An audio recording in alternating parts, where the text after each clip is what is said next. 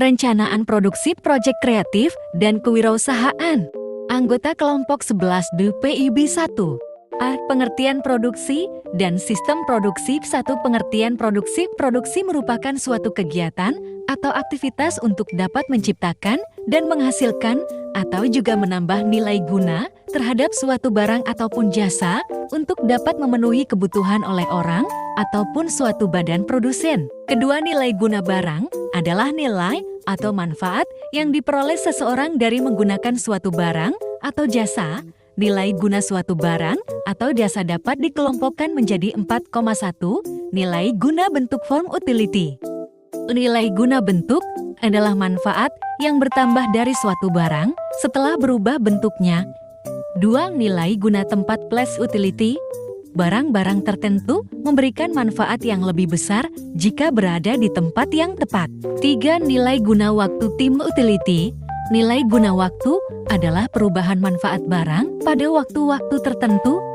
4. Nilai guna kepemilikan ownership utility. Beberapa benda akan memiliki manfaat atau nilai guna yang lebih besar ketika berpindah kepemilikan atau dimiliki oleh orang yang tepat. 3. Tujuan produksi. A. Memenuhi kebutuhan konsumen. B. Memperoleh keuntungan. C. Mengurangi angka pengangguran. D. Menjadi stimulasi tumbuhnya usaha produk lain.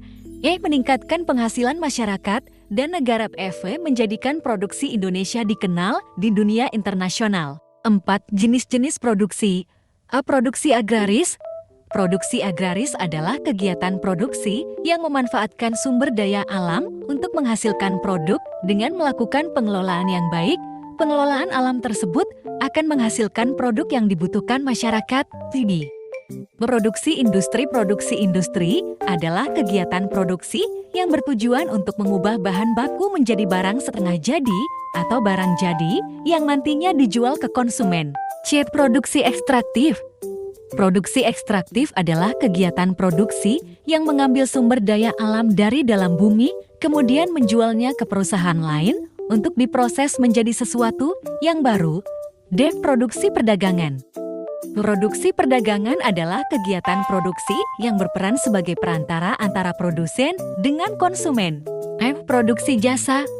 Produksi jasa adalah kegiatan produksi yang bertujuan untuk menjual jasa berupa keahlian tertentu yang dapat menangani masalah orang lain. F. Produksi pengangkutan. Produksi pengangkutan adalah kegiatan produksi yang tujuannya untuk melayani pemindahan atau distribusi barang dari produsen ke lokasi terdekat dengan konsumen. 5. Sistem produksi. Sistem produksi adalah satu rangkaian operasi yang mengolah atau memproses input berupa bahan mentah, bahan setengah jadi, part, komponen, dan atau rakitan untuk menghasilkan output bernilai tambah atau produk akhir dengan mempergunakan sumber daya dari elemen teknologi mesin, peralatan, fasilitas produksi, dan energi, dan elemen organisasi tenaga kerja, manajemen, informasi, dan modal. Sistem produksi dikenal dengan 3 komponen yaitu masukan input, proses, dan keluaran output. Sistem produksi memiliki beberapa karakteristik yaitu A. Mempunyai komponen atau elemen yang saling berkaitan satu sama lain dan membentuk satu kesatuan yang utuh. Hal ini berkaitan dengan komponen struktural yang membangun sistem produksi. B. Mempunyai tujuan yang mendasari keberagaman, yaitu menghasilkan produk berkualitas dan dapat dijual dengan harga kompetitif di pasar. C. Mempunyai aktivitas berupa proses transformasi nilai tambah input menjadi output secara efektif dan efisien. D. Mempunyai mekanisme yang mengendalikan pengoperasiannya berupa optimalisasi pengalokasian sumber-sumber daya. D. Kebutuhan proses produksi. Sebelum melaksanakan proses produksi, seorang wirausaha perlu merancang kebutuhan sarana dan prasarana yang akan digunakan dalam menghasilkan produk. Sarana dan prasarana yang dibutuhkan dalam proses produksi disebut sebagai input yang meliputi 1. Bahan baku. Bahan baku adalah bahan yang digunakan dalam membuat produk di mana bahan tersebut secara menyeluruh tampak pada produk jadinya atau merupakan bagian terbesar dari bentuk barang. Bahan baku terdiri dari 2 jenis yaitu bahan baku langsung direct material dan bahan baku tidak langsung indirect material. Adapun kriteria dari bahan baku meliputi fungsi. Jika bahan tidak tersedia, maka produk tidak dapat dihasilkan atau tidak dapat berfungsi. Penggunaan memiliki porsi yang lebih dominan daripada bahan yang lain. Syarat-syarat pemilihan bahan baku agar produksi berjalan dengan lancar yaitu sebagai berikut.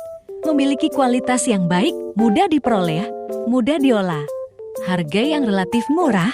2. Tenaga kerja. Tenaga kerja merupakan penggerak berjalannya proses produksi. Wirausaha perlu melakukan perencanaan tenaga kerja agar kebutuhan tenaga kerjanya di masa sekarang dan masa yang akan datang sesuai dengan beban kerja yang ada. 3. Mesin dan peralatan. Mesin dan peralatan yang digunakan dalam suatu proses produksi memiliki peran yang cukup besar di dalam keberhasilan perusahaan dalam menghasilkan produksi baik dalam hal kuantitas, kualitas maupun kontinuitasnya. 4.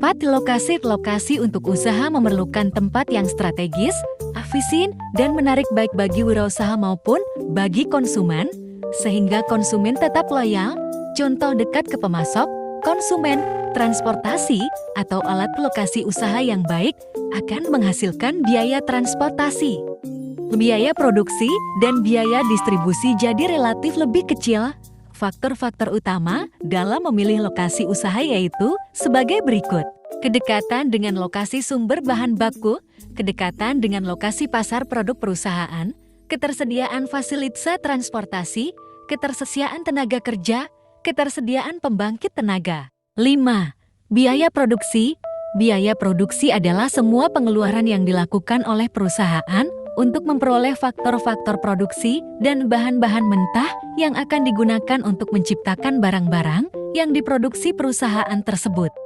Biaya produksi digolongkan menjadi 2 yaitu menurut perilaku dan menurut jenisnya. A. Biaya produksi menurut perilaku, biaya tetap, biaya tidak tetap. B. Biaya produksi menurut jenisnya, biaya langsung pokok, biaya tidak langsung, biaya administrasi dan umum. C.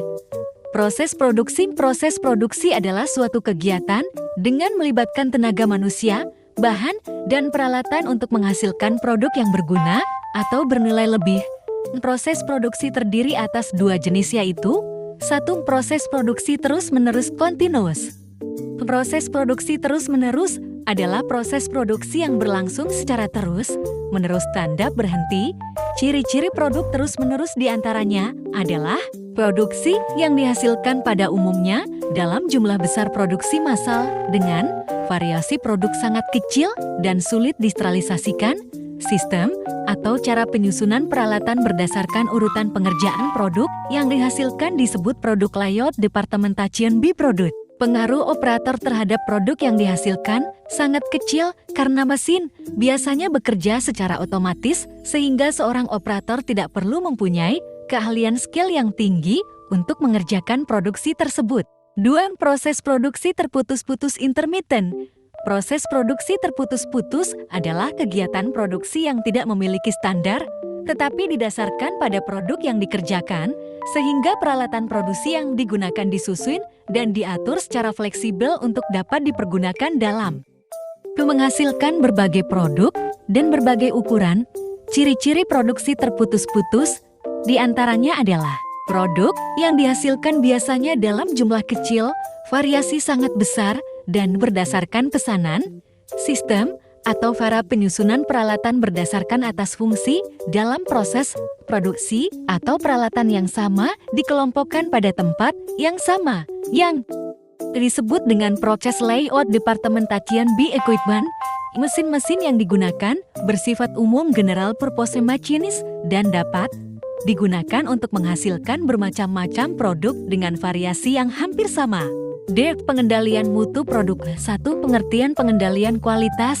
Secara definisi, kualitas adalah suatu istilah relatif yang sangat bergantung pada situasi atau secara subjektif konsumen. Kualitas adalah sesuatu yang cocok dengan selera, oleh karena itu, produk yang berkualitas jika produk tersebut memiliki kecocokan penggunaan bagi dirinya. Kualitas produk dapat berkaitan dengan kehandalan, ketahanan waktu yang tepat, penampilannya, integritasnya, kemurniannya, individualitasnya, atau kombinasi dari faktor tersebut. Adapun secara objektif, kualitas adalah suatu standar khusus berdasarkan kemampuannya availability, kinerja performance, keandalan reliability, kemudahan pemeliharaannya maintainability, dan karakteristiknya dapat diukur. Dalam hal ini, terdapat 3 ukuran kualitas yang dapat digunakan untuk barang, yaitu sebagai berikut. A. Kualitas desain design quality berhubungan dengan sifat-sifat keunggulan pada saat barang tersebut diimpikan. B. Kualitas desain dipengaruhi oleh faktor kualitas input, teknologi yang digunakan, dan kualitas tenaga kerja. C. Kualitas penampilan performance quality mencakup performa produk waktu yang akan datang, dipengaruhi oleh 2 faktor yaitu kehandalan produk yang berkaitan dengan waktu penggunaan sebelum kerusakan, perawatan produk yang berkaitan dengan kemampuan mereparasi dan mengganti dengan cepat produk yang rusak. D. Kualitas memenuhi conformance quality berkaitan dengan apakah produk yang dihasilkan memenuhi spesifikasi yang telah ditetapkan atau yang diharapkan. 2 faktor-faktor yang mempengaruhi kualitas. D. Desain produk. C. Pengujian produk. B. Tujuan organisasi. A. Pasar atau tingkat persaingan. Proses produksi. Update kualitas INPOT.B. Perawatan. Perlengkap AN.H. Standar kualitas I. Umpan balik konsumen. 3. Manfaat pengendalian kualitas. A. Manfaat bagi perusahaan. Tercapainya efisiensi karena tidak ada pemborosan bahan baku dan tidak ada pemborosan waktu maupun tenaga, menekan biaya sehingga biaya rata-rata dan harga jual menjadi rendah. Meningkatkan penjualan di samping karena harga jual relatif rendah juga karena kualitas barang yang terjamin. Win manfaat bagi konsumen. Konsumen merasa puas karena dapat memperoleh barang yang berkualitas dengan harga yang bersaing. 4. Pengendalian kualitas. Pengendalian kualitas secara umum dapat menggunakan 3 pendekatan yaitu pendekatan masukan, pendekatan proses, dan pendekatan keluaran. Pendekatan masukan, kualitas produk akhir ditentukan oleh kualitas masukan input produksi baik bahan baku, tenaga kerja maupun fasilitas dan peralatan produksi yang digunakan. Pengendalian kualitas berdasarkan pendekatan masukan adalah pengendalian dengan cara menetapkan standar yang sangat ketat terhadap spesifikasi masukan proses produksi. Pengendalian kualitas bahan baku, pengendalian kualitas bahan setengah jadi, pengendalian kualitas barang jadi. B. Pendekatan proses. Pengendalian kualitas dengan pendekatan proses dilakukan melalui pengendalian yang ketat terhadap standar proses produksi yang dijalankan. Setiap pekerja berusaha meminimalisasi penyimpangan dan setiap kerusakan fasilitas diperbaiki dengan segera. C. Pendekatan keluaran. Pengendalian kualitas dengan menggunakan pendekatan keluaran dilakukan dengan melihat kesesuaian produk sehir dengan pesanan atau standar yang telah ditetapkan yaitu dilakukan dengan melihat dan memeriksa sampel produk. Terima kasih.